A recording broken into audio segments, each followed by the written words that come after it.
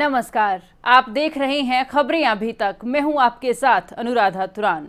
इन दिनों रूस और यूक्रेन के बीच युद्ध की वजह से कच्चे तेल की बढ़ती कीमतों और वस्तुओं की आपूर्ति बाधित होने से और वैश्विक बाजार में अस्त व्यस्त होने से दुनिया के सभी देशों की तरह भारत में भी महंगाई बढ़ रही है।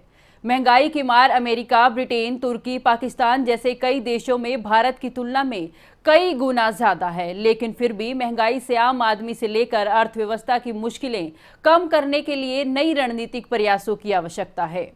22 मार्च को सरकारी तेल विपणन कंपनियों ने जहां पेट्रोल और डीजल के दामों में 80 पैसे प्रति लीटर और घरेलू रसोई गैस सिलेंडर के दामों में 50 रुपए का इजाफा किया, वहीं 23 मार्च को पेट्रोल डीजल के दाम में फिर 80 पैसे की वृद्धि की। इससे पहले 21 मार्च को तेल कंपनियों ने थोक खरीदारी के लिए डीजल के दाम में 25 रुपए प्रति लीटर का इजाफा किया था। 5 राज्यों के विधानसभा चुनाव के कारण रिकॉर्ड 137 दिनों तक पेट्रोल और डीजल की कीमतें नहीं बदली गई थी। अंतर्राष्ट्रीय बाजार में कच्चे तेल के बढ़ते दाम के कारण अगले कुछ दिनों में पेट्रोल डीजल के दाम में किसी बड़ी बढ़ोतरी से इनकार नहीं किया जा सकता।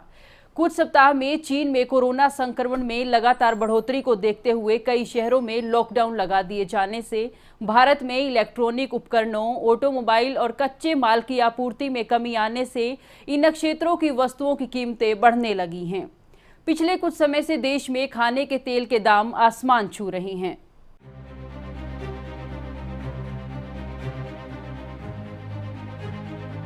14 मार्च को सांख्यिकी विभाग द्वारा जारी आंकड़ों से पता चलता है कि उपभोक्ता मूल्य सूचकांक आधारित महंगाई दर फरवरी में बढ़कर 6.07% रही, जो इससे पिछले महीने 6.01% थी।